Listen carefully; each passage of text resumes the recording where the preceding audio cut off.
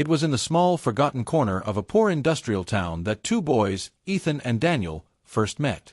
They were barely 5 years old, barefoot most of the time, running across cracked pavements, chasing each other through alleys filled with rusted fences and broken bicycles. Life had not given them much. Their families barely survived. Ethan's father worked long hours at the steel plant, often returning home with hands so blistered and burned that his own children hesitated to touch him. Daniel's family had it even worse. His father had abandoned them when he was 3, and his mother took on endless shifts as a cleaner, her back bending under a burden that seemed to grow heavier each year. From the very beginning, Ethan and Daniel promised each other something simple: one day, we'll escape this. Their bond was strong, forged in hunger, in laughter, and in countless nights sitting on the roof of Ethan's crumbling apartment building, looking at the stars that seemed impossibly far away.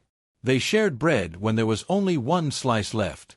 They took turns wearing the one pair of decent sneakers they had between them. They fought bullies together at school and defended each other with words when the teachers mocked them for being too poor to afford proper books. Yet life had a way of testing them. When Daniel was only 15, his mother fell seriously ill. The coughing never stopped, and the doctors, cold and tired, always demanded money for treatments they could not afford. Ethan was there every evening, helping Daniel cook meals, sitting silently when Daniel's tears finally came, offering him nothing but his steady presence. One winter night, when the cold seeped through their thin blankets, Daniel's mother passed away. She left behind nothing but a handwritten note: "Be kind, Daniel. Even when the world is not kind to you." Daniel changed that night. His innocence cracked, but Ethan's unwavering friendship kept him from collapsing entirely. "We'll make it," Ethan whispered at the funeral. "Together. I swear." The following years were not easy. They took every job they could find, delivering newspapers at dawn, cleaning cars for businessmen who barely noticed them, even stacking shelves at a grocery store until their hands bled. But they were dreamers, and they refused to stay at the bottom.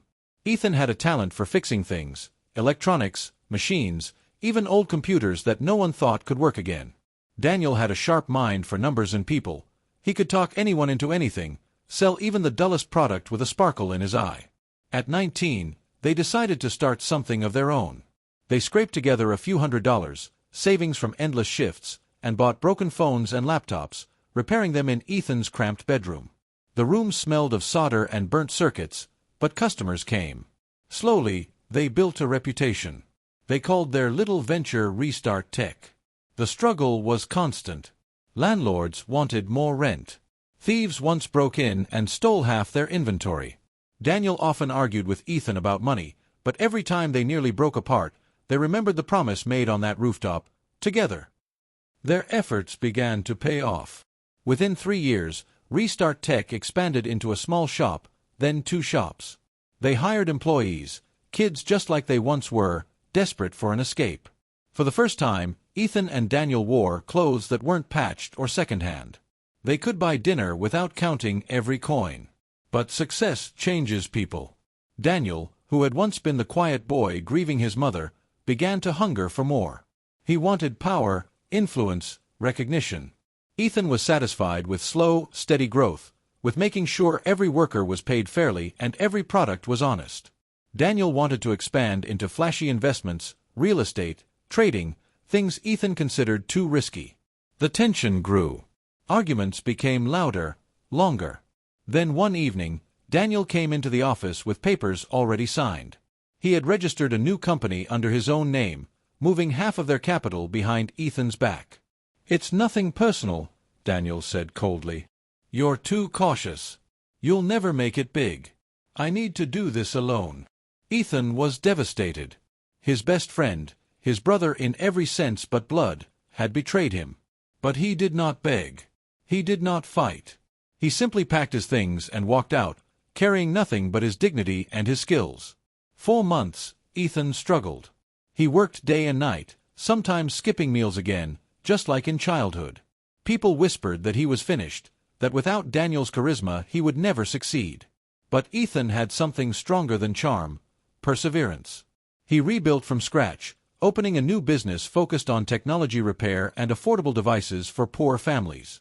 Slowly, he became known not just as a businessman, but as someone who never forgot his roots. Years passed. Ethan's business grew beyond anyone's expectations. He opened branches across the city, then across the country. He invested in education programs, sponsoring kids who reminded him of himself and Daniel as boys. And with every deal, every expansion, his reputation soared. By the time he turned 35, Ethan was no longer the boy on the rooftop. He was the wealthiest man in the city, respected for both his fortune and his humility. Daniel, on the other hand, burned bright but short. His business skyrocketed at first, fueled by aggressive deals and ruthless tactics. But greed blinds even the sharpest mind. He took risks that collapsed, borrowed money he couldn't repay, and treated people as stepping stones until they turned against him. Within a decade, his empire crumbled. One morning, Daniel walked into his office only to find a letter waiting for him. It was brief: notice of acquisition, effective immediately. This company is now owned by Ethan Carter. The name stung. The boy who once shared bread with him, who stood by him at his mother's grave, was now the man who owned everything Daniel had left. Daniel requested a meeting. He walked into Ethan's towering office, staring at the polished floors and wide windows that overlooked the city they had once dreamed of conquering together. Ethan rose to greet him. His voice was calm, steady. "I never wanted this, Daniel. But you gave me no choice." For the first time in years, Daniel had no clever words. He felt small, exposed, drowning in envy. He tried to smile, but it came out twisted. "Congratulations," he whispered. "You won." Ethan looked at him for a long moment. "It was never a game." Unable to bear it, Daniel left. Within months, he sold what little remained of his assets and left the country entirely.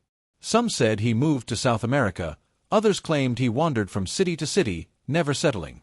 But those who knew him best understood the truth. Daniel was running not from Ethan, but from the ghost of his own choices. Ethan, meanwhile, continued to grow, not just in wealth, but in legacy.